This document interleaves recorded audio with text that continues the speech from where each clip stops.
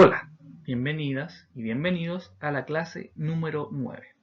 En esta clase, el contenido a relatar es simbologías y elementos de lectura para planos de arquitectura. Parte 1. En la planta de arquitectura encontraremos distintos elementos que componen y permiten entender nuestra planta. Cada uno de ellos juega un rol relevante al momento de configurar o representar nuestro dibujo. A continuación, les haré una pequeña introducción de algunos de los elementos que aparecerán en las plantas y que veremos su definición y característica principal en la manera de representarlo. Por ejemplo, este primer elemento que tiene esta línea de trazo y punto y que lleva la letra A corresponderá a nuestra línea de eje. ¿Ya? Veremos su definición y su característica. ¿Ya? También otro elemento que tiene jerarquía y que está marcado con un espesor mayor, ¿ya? En la planta serán los muros o tabiques.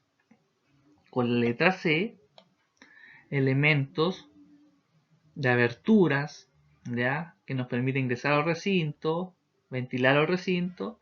Nos estamos refiriendo a lo que son puertas y ventanas. ¿Ya?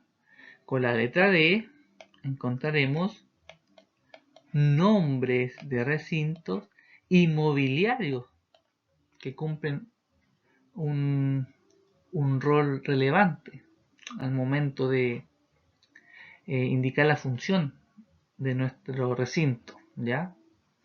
Con la letra E, por ejemplo, este es un baño, encontraremos achurados, principalmente en nuestras zonas húmedas, ¿ya? O lugares donde hay un tratamiento de piso. Con la letra F, este elemento que está acá, corresponderá al nivel de piso. Y fíjense, siempre lo encontraremos asociado a este otro elemento, que lo vamos a ver a continuación. Pero existe que aparecen cuando hay diferencias de niveles, el tal conocido como nivel de piso. Con la letra G encontraremos para poder llegar a nuestro segundo piso este elemento vertical que tiene peldaños y contrahuellas, la escalera. También veremos características de la escalera, cómo se dibujan y qué representa cada elemento. El siguiente elemento con la letra H, la que nos indica una medida, una dimensión, nuestra línea de cota, ¿ya? O acotación, antiguamente conocido como acotar, hoy en día como dimensionar. Con la letra I, estas líneas, con este trazo compuesto de línea, línea, espacio, línea, que vienen con estas letras y que se realizan de manera transversal y longitudinal, corresponderán a, la estoy marcando acá, nuestra letra I, a nuestras líneas de corte, ¿ya? O de sección, nuestras secciones. Y otro elemento que ya lo conocemos y que son para contorno, aristas no visibles, son nuestras líneas de proyección, con nuestra letra J, nuestra línea de proyección. En este caso, yo les podría decir ya a qué creen que podrá ser esta línea de trazo que vemos acá, a qué elemento que no vemos, que está por sobre nosotros, podemos representar con esta línea de trazo. La respuesta vendría a ser a nuestra cubierta. ¿Ya? Entonces, estos son los elementos que a continuación explicaremos tanto su definición como manera de graficar o representar en planta o corte. ¿Por qué es relevante eso? Porque deben recordar que estos elementos los podemos representar tanto, en este caso puntual, en planta arquitectura, pero también en cortes y en elevaciones, en detalles constructivos y en escantillones. En la letra A tenemos nuestra línea de eje. La definición de línea de eje dice que es una línea de referencia imaginaria que al dividir una forma cualquiera en dos partes, sus puntos opuestos son equidistantes entre sí, o sea, simétricos, quedan de la misma medida. Entonces, nuestro eje es nuestra línea central, ¿ya? Que nos divide, en este caso nuestro muro, en dos puntos opuestos que tienen la misma medida. Entonces, si un muro tiene un espesor de 20 centímetros, nuestra línea de eje va a la mitad. O sea, quedan 10 centímetros para un lado y 10 centímetros para el otro. A eso se refiere con nuestra línea de referencia imaginaria, que divide cualquier forma en dos partes. ¿Ya? La característica principal de la línea de eje es que siempre se va a dibujar con una línea de trazo compuesta, o sea, línea punto, línea punto, línea punto, línea punto, nos va a representar un eje. Y esta línea va a estar acompañado de un círculo con una letra o bien un número. ¿Ya? ¿Por qué? Porque los ejes se indican con números y letras. Ahora bien, ustedes yo creo que se han preguntado por qué usamos letras y números en las distintas caras o lados de nuestro proyecto. Bueno, la explicación es la siguiente. Usaremos letras para el lado para la cara transversal o ancho más corto de nuestro proyecto. ¿Por qué? Porque las letras están contenidas en un abecedario, por lo tanto son limitadas. Entonces por eso es sugerible y recomendable que pongamos o ubiquemos nuestras letras en nuestro sentido transversal, en nuestro lado más corto de nuestro proyecto. En cambio, los números, como son infinitos, los usaremos en nuestro lado longitudinal o nuestro lado más largo de nuestro proyecto. ¿Por qué? Porque no tenemos problema en continuar con los números. Entonces, en esa lógica vamos a operar en disponer nuestras letras y números en los ejes. Y el otro que también es relevante es su ubicación. Los números o letras siempre se leerán, en este caso, de izquierda a derecha, ¿ya? Pero en el sentido longitudinal. Pero en el sentido transversal, en el lado más corto del proyecto, pueden ser desde abajo hacia arriba, ubicar A, B, C, D, o de arriba hacia abajo, como es este ejemplo. Ya en esa libertad, pero lo que sí, la lógica es que vuelvo a reiterar, usamos letras en nuestro lado corto del proyecto y números en nuestro lado por la cantidad de números que son más infinitos y las letras están más limitadas al abecedario. Entonces por eso han visto dispuestos de distintas maneras estos ejes. ¿Ya? Recordar acá, siempre la lectura es de izquierda a derecha. ¿Ya? Eso es relevante también indicarlo. Y este es nuestro primer elemento, nuestra línea de eje, nuestra línea central que nos divide en dos partes nuestro elemento. En este caso, nuestra línea de eje van a aparecer principalmente en lo que es estructura, en los elementos estructurales de nuestro proyecto. ¿Ya? Eso también acotarlo y tomarlo como relevante. Con la letra B tenemos muros y tabiques. Los muros y tabiques, como bien recuerdan, juegan un rol relevante en jerarquía tanto de espesor o ancho de las líneas. ¿Por qué? Porque son nuestro elemento estructural de nuestro proyecto. Entonces tienen que estar bien jerarquizados o valorizados en las plantas. Como definición, el muro dice que es una pared gruesa, en especial la pared exterior de su edificio, o sea, el perímetro de un edificio, y tienen la condición de ser estructurales. Eso no lo pueden olvidar. Tienen esa condición los muros. En cambio, un tabique es un muro no estructural que me permite separar y subdividir recintos, ¿ya? pueden ser opacos, translúcidos, etcétera, etcétera, y puede ser instalado en cualquier parte del interior, siempre y cuando no le agreguemos o aporten sobrecarga, algún peso. ¿Por qué? Porque no son estructurales. Eso deben recordarlo. Muro estructural, tabique no estructural. También por eso es que deben entender que lo graficamos con un mayor espesor los muros y enseguida los tabiques. Manera de graficar los muros. Por lo general yo creo que han visto muros dibujados de esta manera, con un vacío en el centro. Bueno, esa es la condición más básica o simple de graficar el muro. Pero también podríamos graficarlo de esta manera, achurados de manera sólida, un achurado sólido. A eso le referimos con achurado, ¿ya? Que aparece todo en negrito, porque una trama, un achurado sólido. Después vamos a ver lo que son los achurados. Cuando le agregamos, por ejemplo, este es un achurado a 45 grados, estas líneas, ¿ya? Porque pueden tener alguna condición estructural relevante, acompañado de una simbología de qué está esto, por qué lo estamos achurando. O cuando tienen una terminación exterior o interior, por ejemplo, una plancha de vulcanita, yeso cartón, un, ¿cómo le podríamos decir?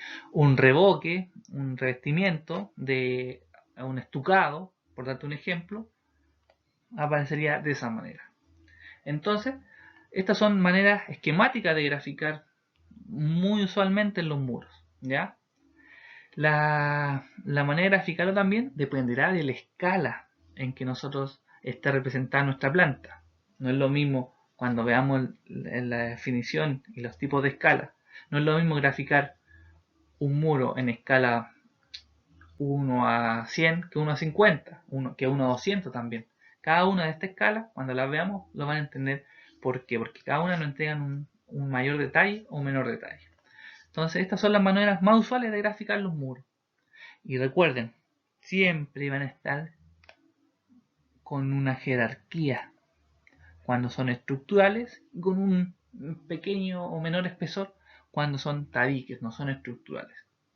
Entonces este sería nuestro elemento B correspondiente a muros, que son elementos estructurales, y tabiques cuando son elementos no estructurales, con sus maneras de graficar. Con la letra C encontramos las puertas.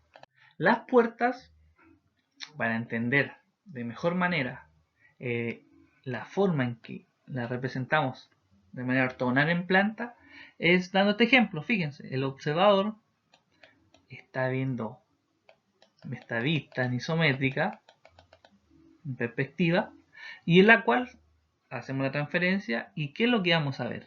Nuestro muro, nuestra puerta o hoja de puerta y nuestro recorrido de la puerta. ¿Ya? Así se grafican o representan las puertas, en planta. Y este elemento, lo vamos a hacerlo acá particularmente. Nuestro muro, este elemento con el número 1 corresponderá a nuestra hoja de la puerta, y con el número 2, este arco, que nos indica el recorrido de la puerta, ¿ya? Para dónde se va a abrir nuestra puerta. Este recorrido, número 2, puede ser con este arco que de cierto modo nos representa la lógica real de recorrido, o también puede ser con una línea recta. Por lo general van a encontrarla de esta manera, pero también está permitida con esta tipología de línea recta que nos indica el recorrido de la puerta. Este es más real, porque nos dice el recorrido puntual que va a realizar la puerta. En este caso, no tanto. Las puertas, dependiendo el tipo de puerta, van a ser representadas en plantas. Fíjense, un ejemplo, una puerta simple, nuestra hoja y nuestro recorrido. Es una puerta simple, con una abertura, en este caso, hacia allá. Enseguida, una puerta doble, 2 hojas y 2 recorridos. En este caso, una puerta doble simétrica. ¿Ya? Simétrica. Porque también podemos encontrar puertas dobles, nuestras hojas, nuestro recorrido, nuestras puertas dobles asimétricas, en donde una hoja es mayor que la otra. ¿ya? También existen esas puertas. Pero fíjense, lo que nosotros estamos viendo son elementos reales, que nosotros los vemos día a día, los encontramos en nuestras casas, la mayoría de los recintos que visitamos. Y se dibujan de la misma manera, la misma forma. Entonces tienen que entender puertas, ventanas, lo que vamos a continuación, son elementos muy cercanos a la realidad, que lo estamos viendo en vista en planta o en corte. ¿Ya? Eso deben tenerlo claro. Y dependiendo de la configuración que tengan, es como lo vamos a representar. Puerta simple, como dijimos, puerta doble. Ahora bien, miren, un ejemplo, una puerta de vaivén simple y doble. Nuestra hoja y nos dice el recorrido interior o interior que tiene esta puerta de vaivén. Y cuando es de vaivén, pero doble, fíjense, nuestro recorrido indicado de estas dos puertas. Cuando son puertas correderas, tanto interior y exterior. Interior cuando están empotradas o dentro del muro. O puertas correderas exterior cuando llevan un riel o son colgantes. ¿Ya? Por lo general estas deben indicar la dirección del recorrido.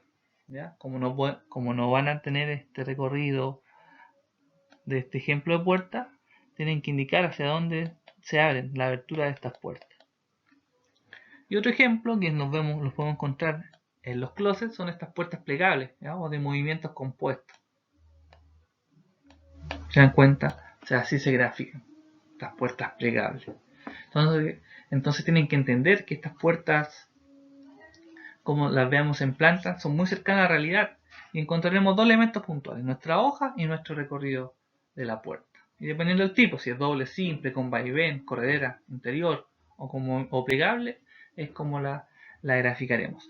También es relevante entender que dependiendo la escala en que se dibuje nuestra puerta, es que va a tener menor o mayor detalle, como lo vamos a ver a continuación en puertas en corte. Ahora bien, las puertas en corte, hacemos el mismo ejercicio. El observador está analizando y viendo esta puerta en corte y lo transferimos en proyección ortogonal a un corte. ¿Qué elementos encontramos? O podemos ver nuestro dintel, ¿ya? O cadena también podría aparecer acá con vez de un dintel una cadena. Nuestra puerta con nuestro marco de puerta, el marco con un rol relevante, y nuestro vano en la puerta. La abertura que quedó la proyectamos. Fíjense. A eso le referimos con el vano. ¿Ya? Y lo que yo les decía, no es lo mismo una puerta en corte en escala 1 a 100, fíjese el detalle que no entrega, que una puerta en corte en escala 1 a 50. En la escala 1 a 50, de cierto modo, una escala, la escala más usada en planta y corte, donde nos entregan información ya desde el marco, en detalle. En cambio, en 1 a 100, como representamos menos elementos, tengo menor detalle. Entonces, va a jugar un rol relevante la escala en que se dibuje nuestra puerta, tanto en planta como en corte, porque así nos va a entregar menos o más información. Lo que sí es que el sentido común y la lógica dice que lo representamos tal como lo estamos viendo en la realidad. Entonces ustedes ya saben distinguir lo que es una hoja y un recorrido de puerta y después cómo la estamos representando, dependiendo de la escala en que se dibuje. En la misma letra C, aparte de las puertas, encontramos las ventanas. ¿Cómo representamos las ventanas en planta? Bueno, sigue la misma lógica que las puertas. Aquí tenemos el esquema, nuestro ejercicio, nuestra vista en perspectiva, precisamente en perspectiva isométrica, en donde reconocemos los elementos y los transferimos de manera ortogonal a nuestra planta. Tenemos los muros, tenemos nuestro vidrio, que es nuestro elemento central, y tenemos el antepecho. Para los que no sepan qué es el antepecho, es la diferencia de altura que hay entre nuestro piso y nuestro inicio de ventana. A eso le llamamos antepecho, después en corte lo vamos a ver de mejor manera. Y nuestro marco de la ventana. Así dibujamos nuestra ventana en planta. ¿Ya? Fíjense, es muy cercana a la realidad, muy parecida. Dependiendo, al igual que las puertas, el tipo de ventana es como las representaremos. Fíjense, una ventana fija, nuestro marco, y no tiene abertura, no va a tener un movimiento, nada, es fija nuestra ventana. Así la graficamos. Una ventana batiente, empiezan a aparecer elementos del marco que me indican que es batiente. ¿Ya? Una ventana corredera. Fíjense, están desfasados las hojas de las ventanas. ¿Por qué? Porque acá deberían aparecer con esta simbología el recorrido que hace esta ventana corredera. Una ventana pivote. Nuestro marco, nuestro vidrio y el pivote que realiza esa ventana. Si se dan cuenta, es la misma lógica de la realidad, pero representada en planta. Ahora bien, en ventanales hay un elemento que no aparece. Fíjense, no aparece nuestro antepecho. ¿Por qué? Porque la condición del ventanal es que el ventanal parte desde el piso hacia la altura que le damos al ventanal. ¿Ya? No tiene este antepecho que hemos señalado en este ejemplo. Entonces por eso no se ven esas líneas en proyección. ¿Ya? Y ejemplos de ventanales. Dependiendo de la escala, como bien les mencionaba anteriormente, es como, fíjense, en escala 1 a 100, 1 a 50 y 1 a 25, el detalle que tiene la representación de estas ventanas. En escala 1 a 100 no aparece el marco. En escala 1 a 50 ya aparece el marco. En escala 1 a 25, fíjense, ya aparece un mayor detalle de nuestro marco de la ventana y de la ventana propiamente tal. Entonces, vuelvo a insistir, mucha lógica relacionada a cómo lo vemos en la realidad. ¿Ya? Dependiendo del tipo de ventana, es como se empieza a graficar y la información que conlleva. Por eso, ustedes tienen que ya no tener miedo y sentirse seguros y confiados de que son elementos fáciles de representar y que los encontraremos de esta manera graficado y representado en las plantas. Como representamos la ventana en corte, sigo insistiendo en la misma lógica de las puertas, salvo que acá podemos distinguir las diferencias que le da cuando hablamos de antepecho. Fíjense, este es el antepecho, esta diferencia de altura, en donde comienza nuestra ventana. Y en corte lo vemos de esta manera. ¿Qué elementos aparecen? Igual que la planta. Marco de ventana, nuestro marco,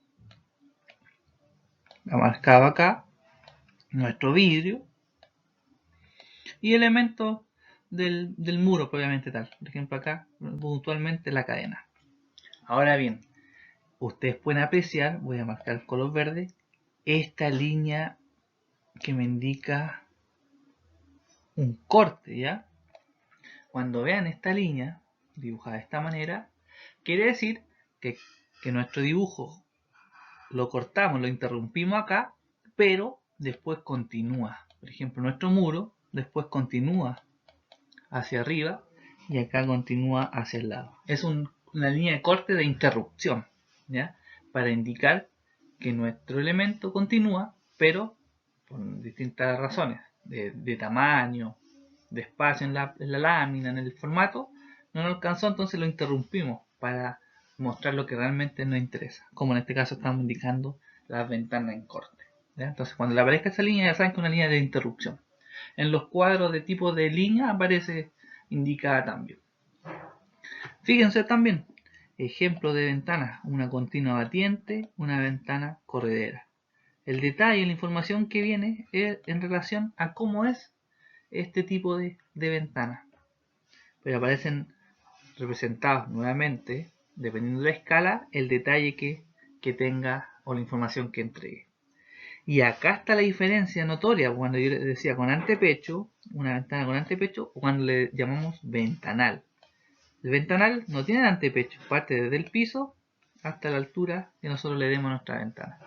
Entonces, esa es la gran diferencia que yo le indicaba cuando se grafican en planta con antepecho y cuando son ventanales. Entonces, si se dan cuenta, no es complejo entenderlo. Cómo se representan estos elementos, tanto las puertas como la ventana, en planta como en corte. Dependen mucho de la escala que se grafique o represente la información que entregue, más o menos información. Y vistas las puertas y las ventanas, ahora le anexamos también cómo se indican en planta arquitectura puertas y ventanas, para que ustedes estén al tanto y tengan claridad respecto a cómo deberían indicarse. En las plantas de arquitectura, puertas y ventanas deberían estar indicadas algunas características. Por ejemplo, fíjense, acá estamos indicando la puerta, aquí está el detalle, P2. Y P2 me indica que tiene 0,80 por 2 metros de alto, 0,80 de ancho por 2 metros de alto. Y la ventana me indican, en este caso esta ventana, en toda la planta está indicada ventana y puerta, me indica este ejemplo que la ventana B1 mide 2 metros de ancho por 2 metros de alto. ¿Ya? Así es una manera de poder indicar dimensiones directamente de puerta y ventana.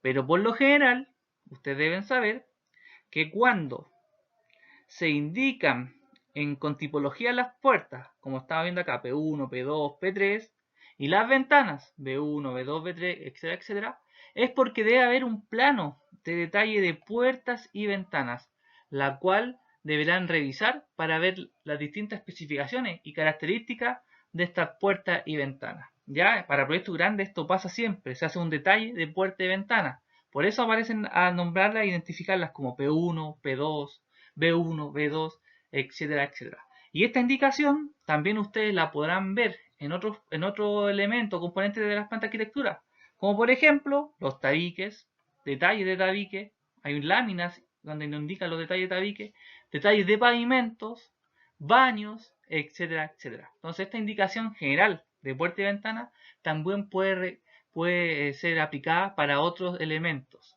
como que componen las plantas de arquitectura. Entonces esto es relevante que ustedes sepan y tengan presente. En la letra D encontramos el nombre del recinto y mobiliario. En las plantas de arquitectura encontraremos los distintos espacios con su respectivo nombre del recinto o espacio y algún dato que nos va a entregar este nombre.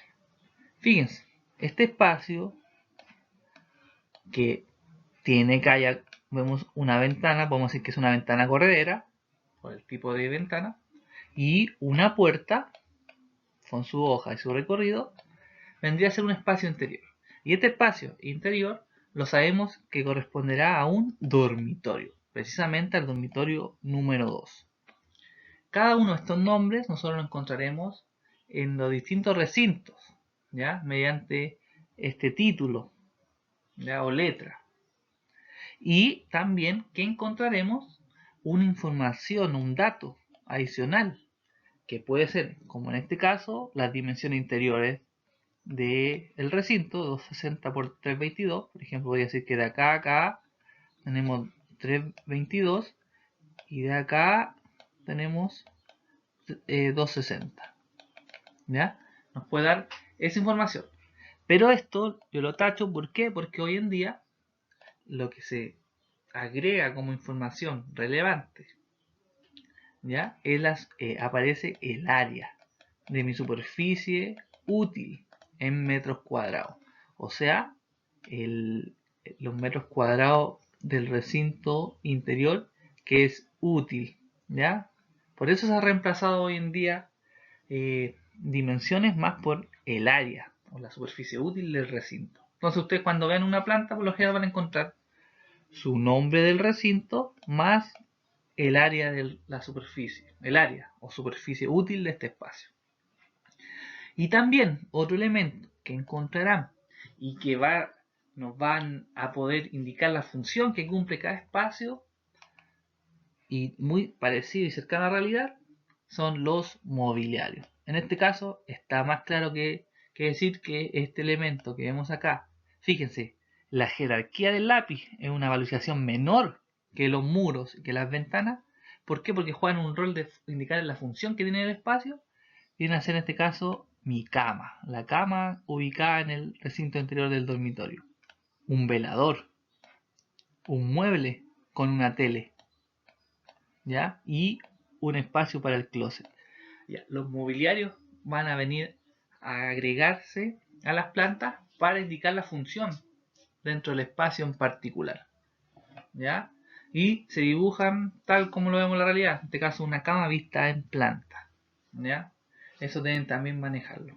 Y dependiendo la escala deben dibujarse de buena proporción, bien simple para que no ensucie y entorpezca la lectura de los planos, y deben ser los ajustes necesarios para poder entender y cómo voy a habitar yo este espacio interior. Entonces, en estos elementos, este elemento de nombre recinto y mobiliario juegan un rol relevante para entender a qué espacio nos estamos refiriendo y mostrando tanto en planta, porque también los nombres después los vamos a encontrar en los cortes, etcétera, etcétera.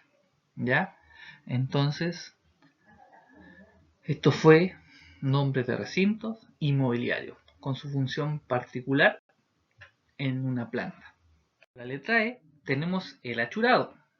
El achurado también recibe nombre de trama, hatch, y lo vamos a encontrar particularmente en las zonas húmedas, a lo que nos referimos zonas húmedas, baño, cocina, en donde por lo general hay humedad y tenemos un tratamiento de piso distinto a lo del otro recinto, ¿ya? El achurado son líneas de diferentes posiciones y con diferentes espacios en blanco, una con otra. Para que se usan principalmente para elementos cortados y, como muy bien lo veíamos en estas zonas húmedas o baño y cocina, lo usamos para interpretar distintos elementos en relación a su material, composición o expresión. Entonces indicamos este achurado en los baños porque ahí en general vamos a encontrar cerámica, y o sea, el tratamiento del piso que vamos a tener lo representamos de esa manera. Y miren, fíjense la cantidad de achurados que tenemos dependiendo del material, la composición o expresión que nosotros queramos entregar. Es también relevante indicar que estos achurados por lo general tienen en valorización el último orden. ¿Por qué? Porque vienen a acompañar para que nosotros podamos entender el elemento que estamos viendo. Entonces nos juegan un factor relevante dentro de la planta de arquitectura y los cortes. Y por eso se valorizan con menor espesor, con una línea más fina. ¿Por qué? Porque vienen a solo distinguir estos elementos. Y fíjense este ámbito y cantidades de achurados que podemos encontrar. Vuelve a traer, cada uno se interpreta en relación a su material, composición o expresión que nos quiera entregar. Y cuando estamos cortando elementos precisamente en cortes o en la misma planta, como veíamos la manera de graficar los muros. Cuando yo te decía, este muro está achurado de manera sólida, bueno, era un achurado sólido, lleno, completo, ¿ya? Pero también vimos un muro que tenía este achurado, ¿ya? Como indicando que era un muro de metal, por darte un ejemplo. Bueno, esas características son lo del achurado, trama, o hatch, o sombreado, como dice acá, que pueden tener esos distintos nombres, ¿ya? Pero vuelvo a reiterar, el achurado se usan para elementos cortados y para interpretar distintos elementos en relación a su material, composición o expresión. Por eso en el orden de valorización le llamamos tratamiento de piso y lo ubicamos en las zonas húmedas. Siempre las plantas de arquitectura las vamos a encontrar en nuestras zonas húmedas, baño y cocina. Con la letra F encontramos las cotas de nivel de piso. Las cotas de nivel de piso se utilizan en las diferencias de nivel o, como bien lo dice, de piso, ¿ya?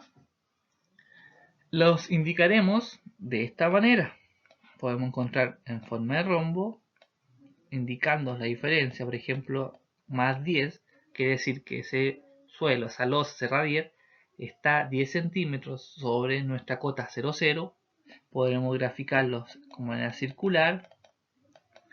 Otro ejemplo que siempre lo encuentran, es con este icono de un círculo con una X y donde indica el más 10. Bueno, hay distintas maneras de representar nuestro nivel de piso, pero lo que deben recordar que se indican para las diferencias de nivel o de piso que hay en los distintos recintos o proyectos. ¿Ya? En este caso, si yo accedo de acá, podría ser, imagino, aquí vamos a dibujar nuestro 0, 0, más menos 0, 0.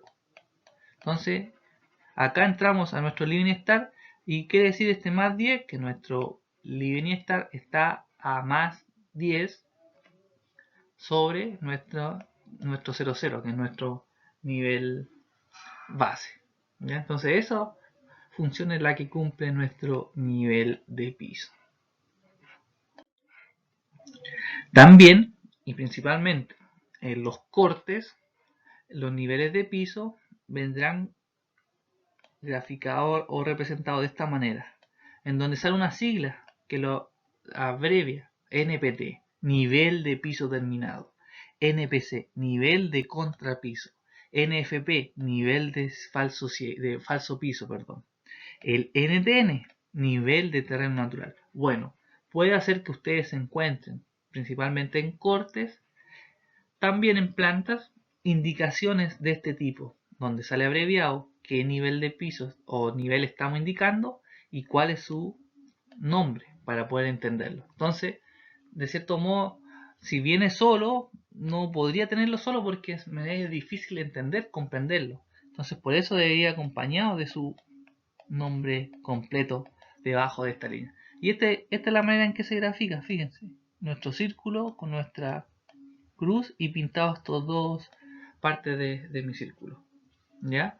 Entonces los niveles de piso, en los cortes principalmente, nos van a indicar a qué nivel corresponde el piso terminado, nuestra losa, el falso piso, un relleno, etcétera, etcétera. ¿Ya? Nos acotan alturas puntualmente. ¿Ya? Eso tenemos que tenerlo claro. Y las distintas maneras en que los podemos también encontrar graficados. Niveles de piso entonces nos van a indicar las diferencias de pisos y en corte de alturas principalmente. ¿Ya? Acá tenemos un ejemplo de un corte. Fíjense, el título está indicado corte AA, entonces en planta está indicado ese corte AA y me indica la escala. Este corte lo estaba viendo en escala 1.50. ¿Qué elementos ya visto encontramos? Nuestros ejes, nuestras cotas y, fíjense, nivel piso terminado, más 265. Y aquí empiezan a entregar los niveles, pero no de piso terminado, sino que de estos elementos. Por ejemplo, que a más 400 está, no sé, esa cubierta. Que al más 515 está el cielo. Que al más 635 termina la cubierta. Me entregan esa información, los niveles de piso, alturas principalmente.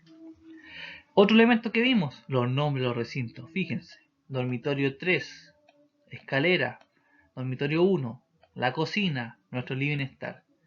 Ahí siempre los cortes van a estar indicados nuestro nombre de los recintos. Y dependiendo, esto también gusto o lo que uno quiera representar, pueden aparecer los mobiliarios. Lo que se recomienda, sí, es que los mobiliarios nunca estén cortados, porque si no me empiezan a interrumpir nuestra gráfica y representación de los planos. Por eso se ven acá completos, fíjense, no están en cortes, no cortamos los mobiliarios. Eso lo ideal es no hacerlo, no cortar los mobiliarios, porque nos ensucian el dibujo. Y la misma lógica de valorización, los muros, lo estructural, está marcado de manera muy marcada, con mayor jerarquía, fíjense. Todo lo que es muros, estas son las fundaciones, y todo lo que es secundario, mobiliario, y que están un poco más lejos, con un menor espesor. Entonces, aprovechamos de ocupar con las indicaciones de los niveles de pisos, elementos que ya hemos visto para hacer una síntesis de esta clase número 9, perdón, y en la que vimos algunos elementos de las plantas de arquitectura, tanto vistos en la planta como también en corte. seguir concentrados y poniendo énfasis en esta clase, que ya estamos viendo simbologías y elementos que componen nuestras plantas y cortes de arquitectura.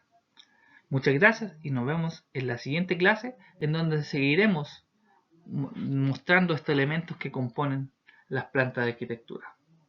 Gracias. Y este fue el video de la clase número 9.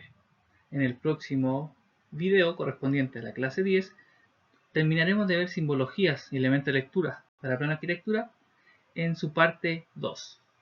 Que estén bien, un gran abrazo y saludos a todas y todos. Chao, chao.